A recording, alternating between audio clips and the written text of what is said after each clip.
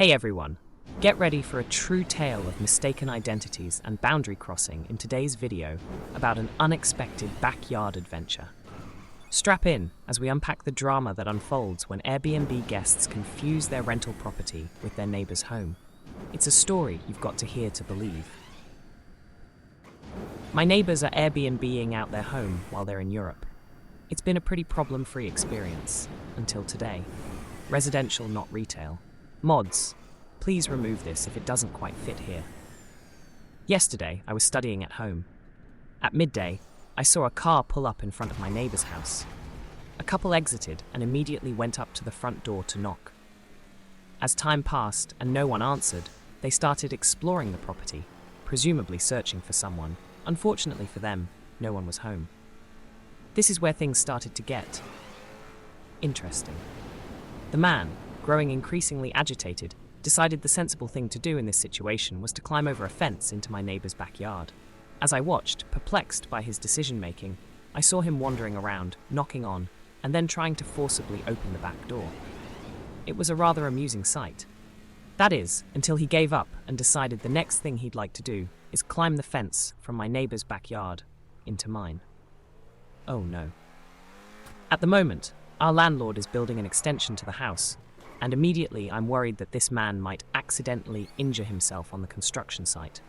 I rush out to speak to him. What I'm met with is an out-of-breath, red-faced man and a woman, whose face looks like a smacked ass, rapidly descending down my driveway towards me. Knowing a little about my neighbor's arrangement, I initially try to help. Hi, are you guests at neighbor's Airbnb? Check-in isn't until 3 p.m. I don't think you'll find anyone there at the moment. The lady, now upon me, was unhappy after hearing this. You need to let us into the house. I'm taken aback. I'm sorry, I'm not your Airbnb host. I just live next door. You should get in touch with neighbor, as they'll be able to help.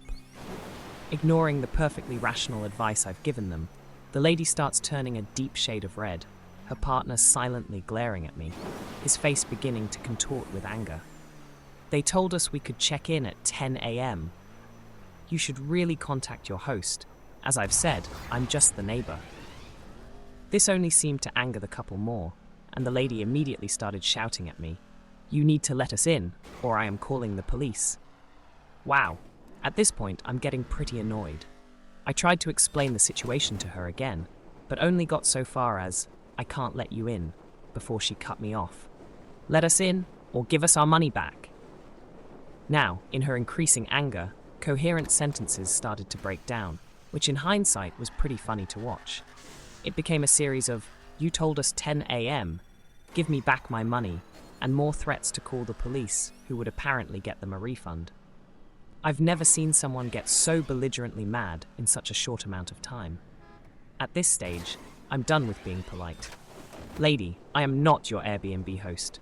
You, gesturing to the man, climbed over the fence into my backyard, which is why I'm out here speaking to you. You both need to leave and contact your host. I know that their check-in isn't until 3 p.m. Being forceful at least interrupted her tirade, but she was still mad. As I watched her, I could see her slowly starting to process the situation. Despite this, she wouldn't apologize or admit she was wrong. Instead, what she blurted out next was, "Can we at least store our luggage with you then?" What? She repeats herself, this time much louder, apparently still under the delusion that yelling is the way to get what she wants. Nope, you're not leaving anything with me. After a further brief exchange, they left, and I immediately let my neighbors know what happened. Now here's the justice boner to the story. My neighbors were annoyed, really annoyed. They tried to contact their guests, but they wouldn't answer their phone. Eventually, they let Airbnb know what happened. Airbnb tried to reach out to them too. Again, the guests were uncontactable. During our exchange, the man let me know his name. Let's call him Bob the Twat. As it turns out, the booking was made under a completely different name. Both my neighbors and Airbnb tried to verify who was staying, but Bob wasn't responding to their calls or messages. Eventually, Airbnb decided to cancel Bob's booking. I wrote a note letting Bob know he needed to check his Airbnb messages and that his booking had been cancelled due to the situation this morning. At 3 p.m., the car returned, this time filled with 4 more people. Apparently, Bob the Twat was trying to sneak in a few extra unpaid guests. I watched the quiet resignation on their faces as they read the note. It felt good. As an aside, my neighbor managed to rebook the dates with a lovely Chilean couple, and Airbnb honored the payout for the insane couple's cancelled booking. My neighbors insisted on giving me a portion of the payout for my trouble, but honestly, knowing that these horrible people were inconvenienced was enough. Thanks for joining us for today's wild story. Remember to comment below with your own neighborly experiences, and don't forget to like and subscribe for more tales that will keep you entertained. See you next time.